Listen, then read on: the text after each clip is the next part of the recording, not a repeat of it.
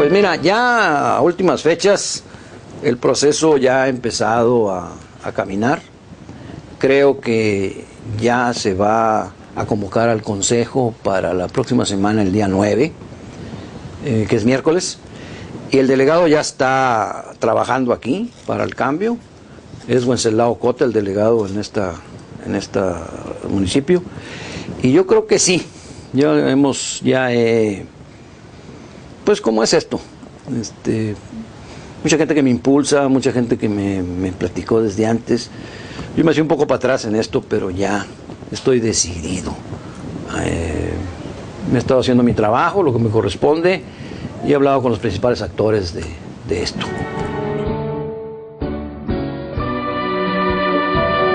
No me decidía porque yo creo que también en la circunstancia del hombre hay etapas. Y me decidí ahora porque mientras uno tenga la oportunidad de hacer algo, hay que hacerlo. Y te lo digo en esas pocas palabras.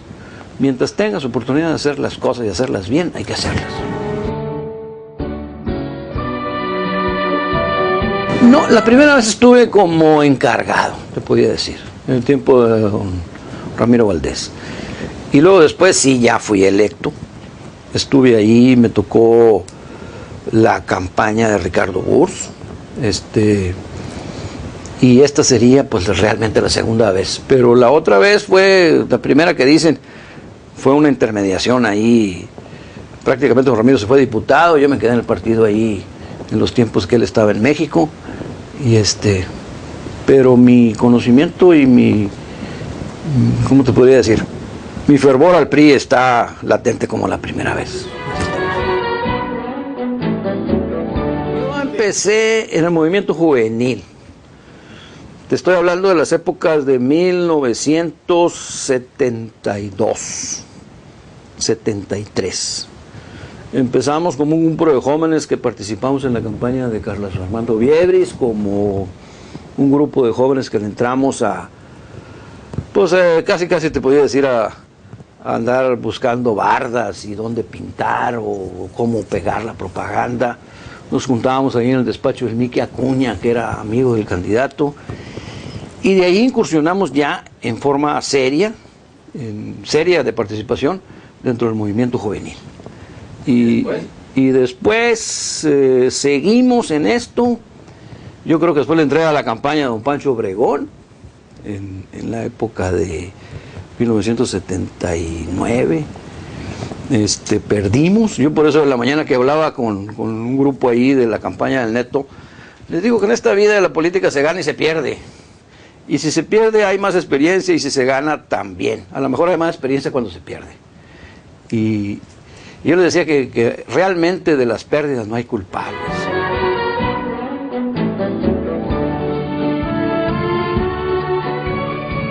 Yo realmente esto lo he venido platicando.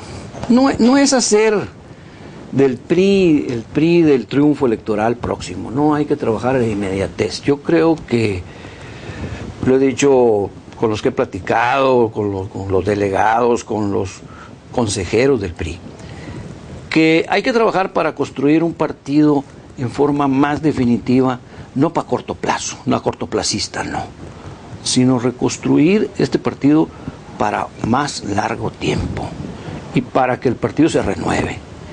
Pero se renueve, yo veía dos cosas: las alianzas que tiene el PRI en su interior, que fueron desde su fundación alianzas de campesinos, de obreros, de sectores populares, de órganos adherentes al partido. Son alianzas que tendríamos que revisar. No porque las alianzas ahora son de otro nuevo tipo. Yo creo que los medios también ahora son participativos en la política. Yo creo que hay sectores de la ciudadanía, o la ciudadanía como sociedad, de la que el partido se tiene que... O sea, tenemos que revisar por qué el partido tiene que buscar caminos en donde sus alianzas sean las correctas para los tiempos que estamos viviendo. Con empresarios, con gente que tiene proyectos de tipo regional, con circunstancias como el movimiento al novillo no, por ejemplo aquí, como circunstancias de los sectores empresariales que buscan un desarrollo regional que sirva para todos, que no tengamos desempleo, que tengamos la oportunidad de construir en una región lo suficiente para todos y que todos tengamos bienestar. Las familias tengan bienestar y el bienestar de las familias sirva como resultado de un proyecto que el partido también tiene que aliarse. Creo que necesitamos ver en principio la estructura. El partido tiene una estructura que ha sido una escuela permanente de dirigentes, de dirigencias se podría decir de colonias, de barrios, de secciones, de sectores rurales, y ha sido una escuela permanente. ¿Qué ha pasado?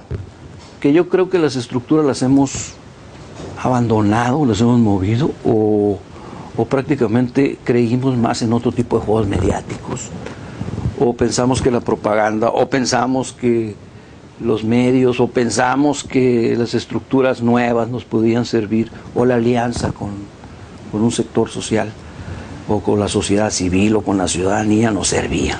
Pero yo creo que hay que retomar, el proceso de identidad de una persona con una organización depende mucho de que esa persona se sienta identificada, o sea, un sentido de pertenencia. No hago una crítica a la ciudadanización, pero la ciudadanización muchas veces no te da sentido de pertenencia, porque estás un poco solo, te defiendes solo. Si a ti la autoridad o el gobierno en turno te combate, te presiona, te reprime, o simple y sencillamente no te toma en cuenta, yo creo que necesitas una organización detrás de pertenencia para que poder plantear, poder hacer los suficientes planteamientos con fuerza política. Yo atribuyo más que todo a que el PRI se ha dividido, a que hemos tenido circunstancias en donde la fuerza política del PRI ha sido rebasada porque la estructura del partido ha sido llevada en términos de aceptación política de los candidatos, de aceptación electoral o de aceptación de simpatía por los candidatos. Te lo voy a decir clarito. Por ejemplo, Félix Holguín, una persona que fue presidente del PRI municipal y fue presidente del PAN. Félix Holguín tiene una estructura que es parte del PRI, que él mismo la ha sabido llevar en términos muy pragmáticos a voluntades electorales que le han sido redituables en el PRI y en el PAN. Entonces, tú dices, bueno, ¿qué ha pasado? Nos hemos descuidado en el partido, los dirigentes o los candidatos no han sabido atender las demandas de esa estructura, o esa estructura ha abandonado a esos liderazgos y se ha ido por otros que los tuvieron antes. Pero quisiera ser preciso, hay estructuras por edades, hay estructuras. Por eso el PRI se reformó y ahora el Consejo Político está formado por menores de 35 años, por mayores de 35 años, por mitad hombres, mitad mujeres, para buscar un equilibrio de la misma sociedad de la pertenencia al partido. Entonces, nos ha fallado ese, y creo que otros han sido los beneficiados.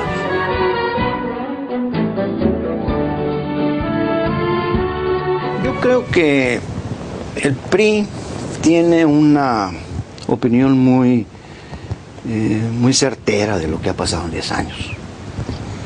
Hay indecisiones en los proyectos de los gobiernos emanados de Acción Nacional. Son muy indecisos para aplicar programas y son malos para ejercer los presupuestos.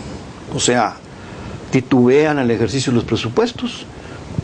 Tienen sobrantes de presupuestos en forma casi extraordinaria. Han tenido un gran beneficio del precio del petróleo. Simplemente ahora, con el problema de los árabes, el barril de petróleo anda en los $100, cuando el presupuesto del país anda en el precio del barril a 60 o 60 y tantos dólares. Y a Fox le pasó algo parecido. Un sexenio de un superávit en el precio. Pero iría más allá. No saben si decidir por una policía municipal, estatal o nacional, o internacional. O sea, hemos perdido personalidad ante el mundo. Cualquier persona ahorita de otros países nos critican y nos dicen, y nos ningunean y nos disminuyen. Obama dijo que le parecía que Calderón era un Elliot Ness, como en las películas de los Intocables. Por una detenida que tenemos de Francia, procesada, hemos dicho que no tenemos jueces que sean capacitados para juzgar a una francesa. Creo que hemos perdido voz en el mundo, personalidad. No tenemos programas, no se ha inventado una nueva institución en 10 años. Las instituciones formadas en las épocas del PRI están vigentes y ahí están. Son muy clientelistas. Creo que han querido llevar al pragmatismo de la clientela, de los recursos que podía destinar el Estado para el clientelismo político, ahí está a la vista. Las elecciones a veces son de pagar 500 pesos por un voto o 1,000 pesos por el voto. Yo creo que esto no nos va a llevar a nada bueno en el país. Creo que habría que hacer una revisión, de regresarnos a tiempos en que pensar en practicar una democracia lleva a atender a los militantes, atender a los simpatizantes y tener programas que en un momento determinado no sean nada más de escaparate. El ejemplo lo tenemos aquí en Cajeme. La inversión de la plazuela es una inversión federal, porque a alguien se le ocurrió en México que para poder plantear en el país la presencia de los nuevos gobiernos del PAN, habría que arreglar todas las plazuelas del país por un superávit de presupuesto que tienen. Y se ha destinado el dinero del petróleo a arreglar las plazuelas de todo este país. Hacer oficinas de policías. Hacer oficinas donde esté la policía municipal, la policía estatal, la policía federal y preferentemente que estén ubicadas en el centro de las ciudades, para que la gente vea los edificios muy bien puestos y la gente se porte bien. Yo creo que no hemos... Está muy indeciso el rumbo que ha querido tomar en estos 10 años. No hay rumbo, te lo diría en pocas palabras. Yo más bien veo en lo estatal una tendencia hacia practicar un desarrollo artificial para la ciudad de Hermosillo, una tendencia a no atender los reclamos de los desarrollos regionales del sur, una tendencia a querer practicar el clientelismo, nuevamente, lo repito, y en el gobierno municipal se ve una indecisión por los proyectos mismos que tienen. No se deciden en realidad en qué proyecto tomar. Si se van a dedicar a hacer casas de paja con cemento para 700 familias o se van a dedicar a buscar la manera de sacar este municipio adelante con un proyecto real de desarrollo regional y político. Más bien veo obras de un poco de escaparate, como la plazuela, como la laguna, pero no hay.